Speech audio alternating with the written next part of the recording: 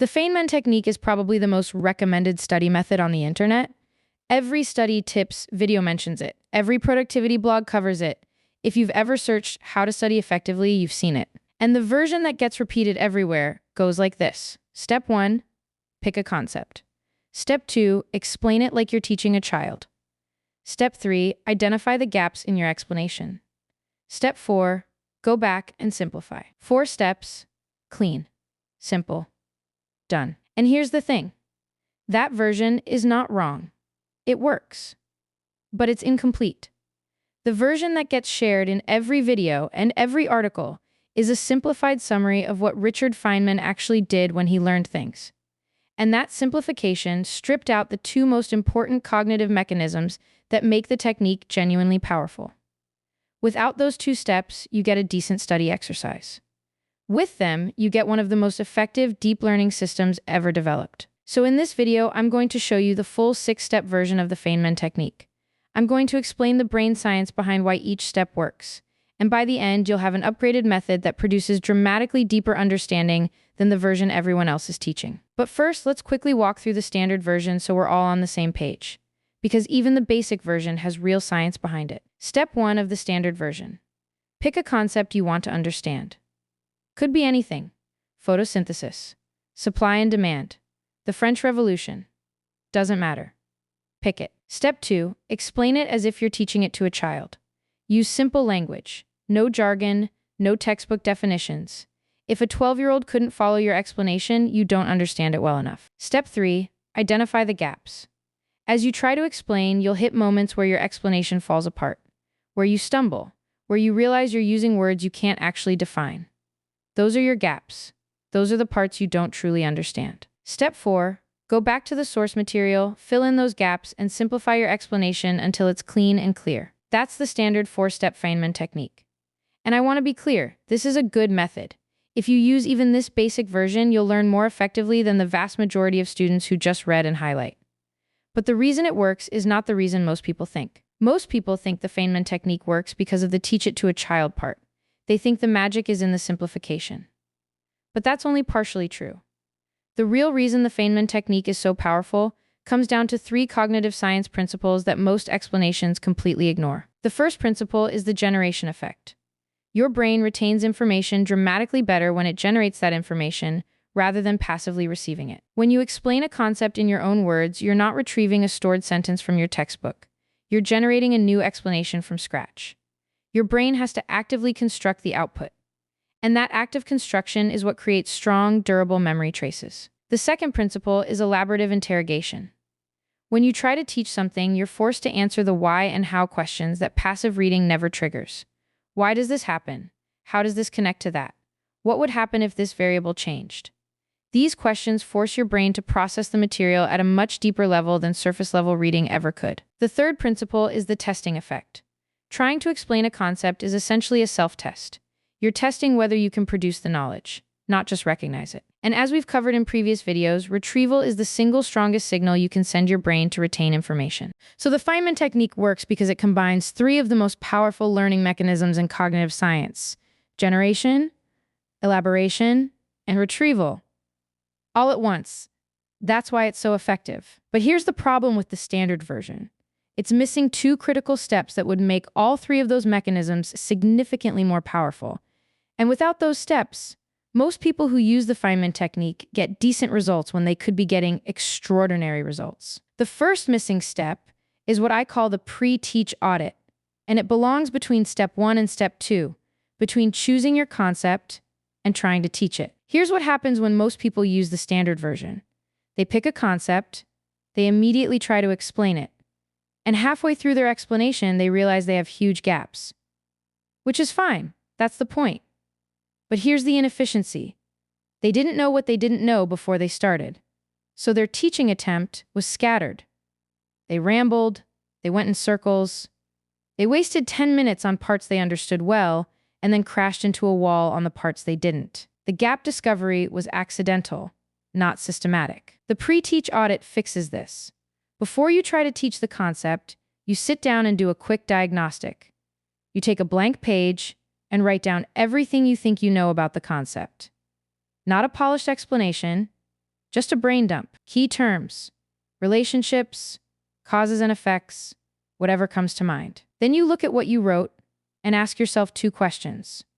First, which of these points could I confidently explain to someone else right now? And second, which of these am I just repeating from memory without actually understanding? This is where something crucial happens.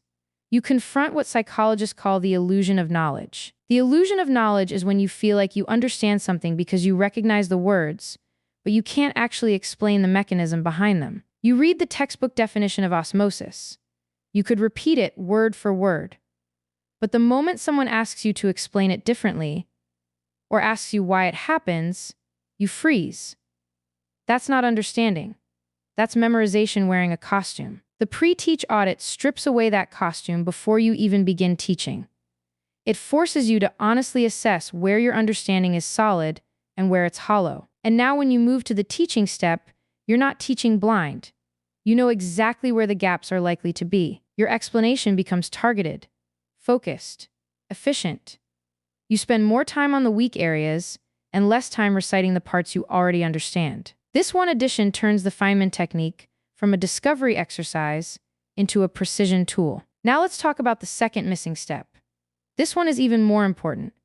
I call it the reconstruction, and it replaces the standard simplify step at the end. In the standard version, after you identify your gaps and fill them, the final instruction is to go back and simplify your explanation. Make it cleaner, make it clearer. And yes, simplification is valuable.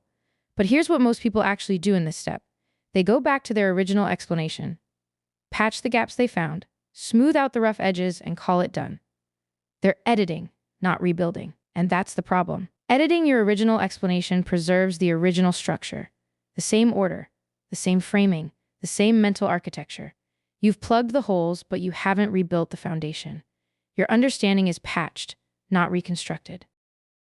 The reconstruction step requires you to throw away your original explanation entirely and start over from a blank page. You write a completely new explanation of the concept, incorporating everything you learned from identifying and filling the gaps. But this time, you're not just repeating what you said before with fixes.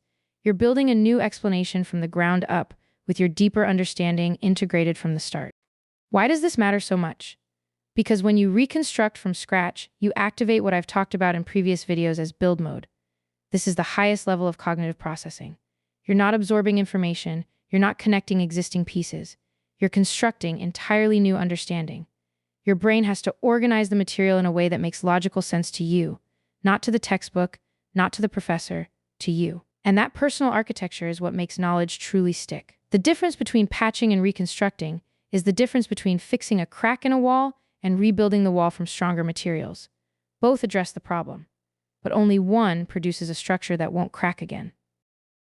So here is the complete Feynman method. 6 steps, not 4. Step 1. Choose. Pick the concept you want to deeply understand. Step 2. Audit. Brain dump everything you think you know about it on a blank page. Identify which parts you genuinely understand and which parts are illusions of knowledge. Mark the weak areas. Step 3. Teach. Explain the concept out loud or in writing, as if teaching someone who has never encountered it. Use simple language, no jargon. Pay special attention to the areas you flagged in the audit. Step 4. Identify gaps. Note every moment you stumbled, got vague, used words you couldn't define, or resorted to it just works that way. Those are your genuine knowledge gaps. Step 5. Fill and reconstruct. Go back to the source material and fill each gap. Then throw away your original explanation and write a completely new one from scratch. This new explanation should integrate your deeper understanding from the start, not just patch the old one. Step 6. Stress test. Take your reconstructed explanation and stress test it. Ask yourself the hardest questions you can think of. Why does this happen? What would happen if this variable changed? How does this connect to other concepts I've learned? What are the exceptions? If your explanation survives the stress test, you genuinely understand the material. If it doesn't, you've found your next round of gaps. That's the complete Feynman method. Choose, audit, teach, identify gaps, fill and reconstruct, stress test. Let me show you what this looks like in practice with a real concept. Let's say you need to understand natural selection for your biology exam. Step 1. Choose, natural selection. Step 2. Audit. You write down everything you think you know. Survival of the fittest. Traits get passed down. Animals adapt to their environment. Stronger organisms survive. You look at this list and honestly ask yourself, can I explain the mechanism? Can I explain what fittest actually means? Can I explain how traits get passed down at a genetic level? You realize you're shaky on the actual mechanism. You're reciting phrases, not explaining processes. You mark mechanism of natural selection and genetic inheritance as weak areas. Step 3. Teach. You start explaining natural selection as if teaching a friend who's never heard of it. You say something like, okay, so basically in any population there's natural variation. Some animals are slightly faster, or slightly better camouflaged, or slightly more resistant to disease, and you're doing well. But then you try to explain how those traits get passed to the next generation, and you get vague. You say something like, the traits just get inherited somehow. That's a gap. You also realize you can't clearly explain why the environment matters, or what happens to the organisms that don't have the advantageous traits. More gaps. Step 4. Identify gaps. You write down, genetic mechanism of inheritance, role of environmental pressure, what happens to less fit organisms, and how variation arises in the first place. Step 5. Fill and reconstruct. You go back to your textbook. You learn about random genetic mutation as the source of variation. You learn about differential reproduction, not survival, as the key mechanism. You learn that fittest doesn't mean strongest, it means best suited to the current environment. Now you throw away your original explanation. You start a completely new one from scratch. Natural selection works like this. In any population, random genetic mutations create variation. Some of those variations happen to make certain organisms better suited to their current environment. Those organisms are more likely to survive and reproduce, passing those advantageous genes to their offspring. Over many generations, the population shifts toward those traits. The environment doesn't change the organisms, it filters them. That explanation is fundamentally different from your first attempt. It's not patched, it's rebuilt. Step 6. Stress test. You ask yourself hard questions. What if the environment changes rapidly? What's the difference between natural selection and evolution? Can natural selection produce new species?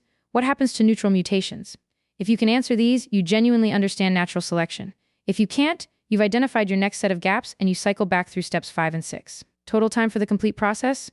Maybe 30 to 40 minutes for a single concept, but at the end of those 40 minutes, you understand that concept at a level that most students never reach. Not surface level recognition, not memorized definitions. Genuine, structural, stress-tested understanding. Now here's where this connects to the bigger picture.